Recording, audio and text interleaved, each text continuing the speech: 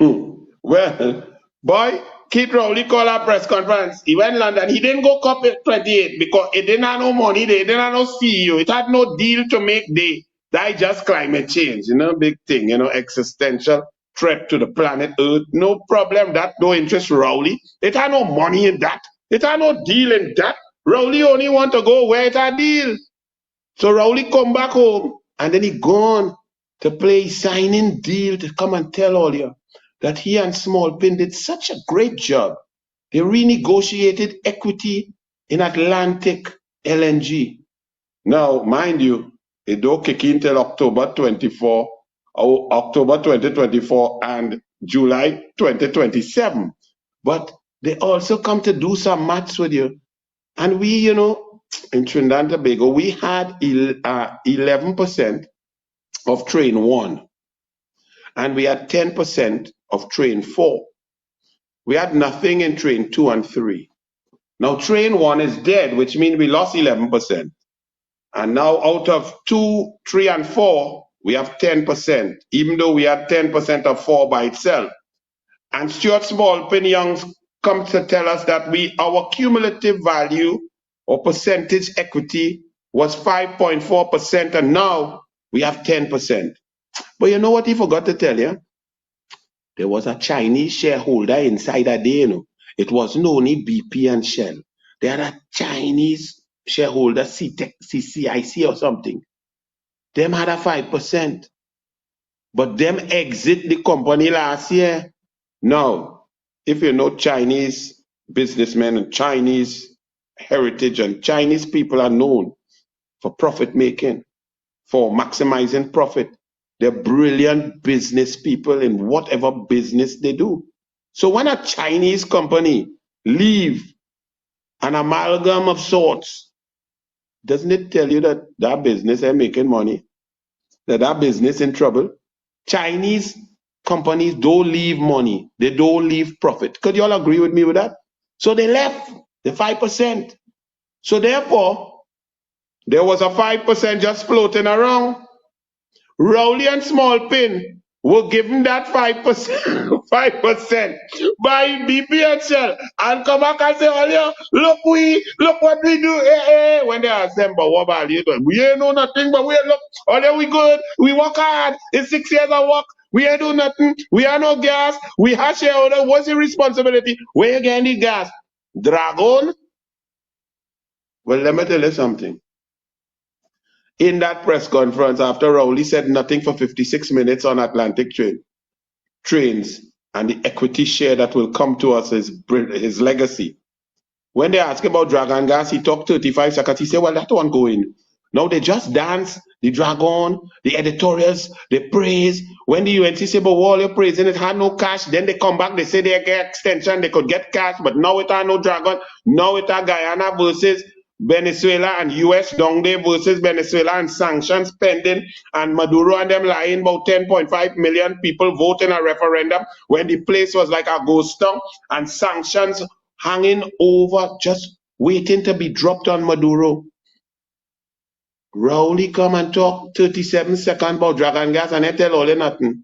Then he come to pretend and he say, but what is this narrative about all eggs in one basket, this nonsense? Well, I is the man who talk about the eggs in the basket because I listened to Stuart Smallpin Young in the Senate on a motion brought by the Honorable Senator Wade Mark about Dragon Gas. And Stuart Young went through and was boasting from 2016 coming up to 2018, and we would have gotten gas in 2020, but COVID came and we would have monetized that because that was proven reserves and it's right there and so much trillion TCF and blah, blah, blah, blah.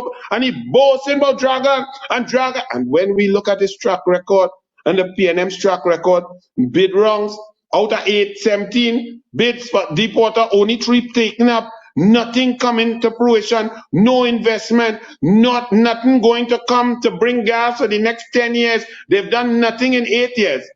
Rowley come and he listened to the Douglas, but he come and say, Smallpin, come and deal with the Douglas now. Tell the people that we didn't really put all we eggs in one basket. Let we listen to him now, because don't take my word for it. Listen to your prime minister. the honorable dunce, the honorable pathological liar, Keith Christopher Horny go to eat Rowley. Listen. I've heard somebody said we have all our eggs in one basket. Minister Young, come up here and tell the country how many eggs we have in any basket. It's time for this. What do? Just throw hands up in the air and say, well, there are issues, there are challenges? No. These are all matters outside of our control. And insofar as we are able to influence them, we continue to do so because we travel in hope and expect to arrive in victory. Just very briefly, because as the Prime Minister said, he's tasked me in the coming weeks to have the conversations, to give more details as to what's been going on. I want you to speak specifically about this nonsense about the government having all its eggs in one basket. You've heard of significant other areas where we've worked with existing entities and we've allowed sidetrack drilling, deeper drilling of wells and these types of things. The Cabinet has given full support, allowed us to do that. That is what is keeping volumes coming. We have EOG. We have also done a lot of work with other persons like Parenco, the EOG, the Touchstone, and you're seeing volumes coming there. So all of our eggs are never in the energy sector in one basket, and this is why we continue to have these conversations, and you're seeing the direct results of that type of work. Now, ladies and gentlemen, if all you did not hear Stuart Smallpin Young say absolutely nothing, just talk with using verbs that have no impact on anything, both sidetracking and this and EOG and that and Touchstone, nothing. Because he could say nothing, because they have done nothing. And they're talking about all the eggs in one basket. And Rowley, don't pretend about, you didn't hear about his Anil say in the Senate in response to your Stuart Smallpin Young dunce that you, the PNM, put all your eggs in one basket and now the people of Trinidad and Tobago will suffer because of your stupidity, your lack of vision, your inability to walk and chew gum. And just to let you know, let's listen and make sure that it was the Dogra who talk about eggs in one basket. Run it when I responded to Stuart Smallpin Young in the Senate. Run it. That is what they're boasting about because they said dragon gas is it all and they put all the effort and right now all the effort, the basket empty because they miss all the egg outside the basket. So when we talk about this motion, it is a very serious motion. We did not hear that. So therefore, we are worried because everything is a secret. And Trinidad and Tobago's future has been put on hold by the PNM because all the eggs in that basket, but the basket looking weak. The basket looking like it gets soaked. The basket look like everything is going to fall out. Now, just to let you all know, let's listen now to Stuart Smallpin Young debating that same motion about dragon gas, and you listen for yourself and see if it appears that everything, all the effort, all the focus was on dragon gas since 2016. Check for yourself. Run it. So in 2015, late 2015 and 2016, the Honorable Prime Minister, I was part of it, the Minister of Energy, at the time, saw the need to begin planning for the future, if we're going to continue having a future in Trinidad and Tobago. And we began planning with respect to Loran Manatee, which is a 10 TCF field, as well as Dragon, which is what we call a cross-border gas. You will recall in 2016, we negotiated that first memorandum of understanding. Very quickly in 2018, we had a commercial term sheet. We had agreed with Venezuela the price of gas, the allocation of gas, and that gas was set to come to Trinidad and Tobago by 2020. The next thing that happened, unfortunately, in the world of geopolitics, as small as we are caught between Venezuela and the United States. Sanctions came under a certain US administration that shut that down. Otherwise, the gas would have been here in 2020 and we would be having a completely different discussion. Fortunately, we didn't stop there. We then negotiated, well, let us deal with Manatee. on our side. We've been pursuing deep water gas with Woodside and formerly BHP. And we continued, but we did not give up hope on Dragon. I remember the headlines, Dragon cannot dance. We stuck with those principles that come from the UN, but we could not pursue the deal because the operators, Shell, would go nowhere near it because of fear of sanctions. We did not give up.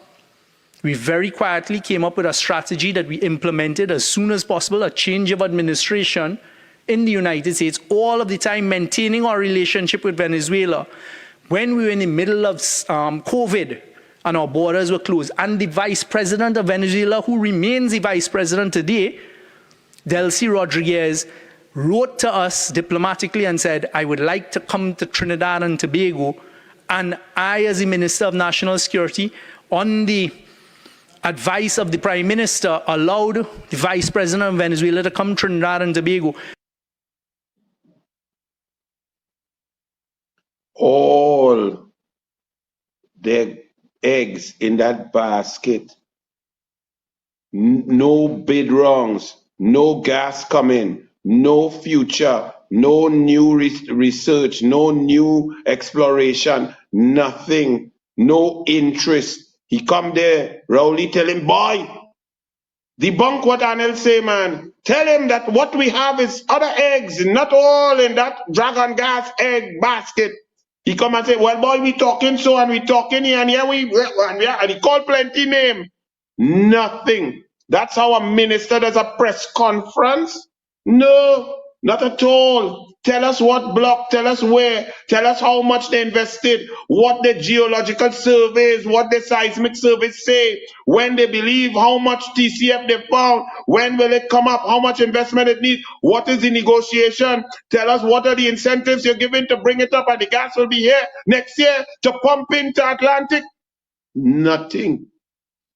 Because now they are shareholders, as they say, 10% in 2, 3, and 4 with no gas. A Chinese company leave that and gone. What they leave it for? It had plenty money and they run. The Chinese company didn't like money.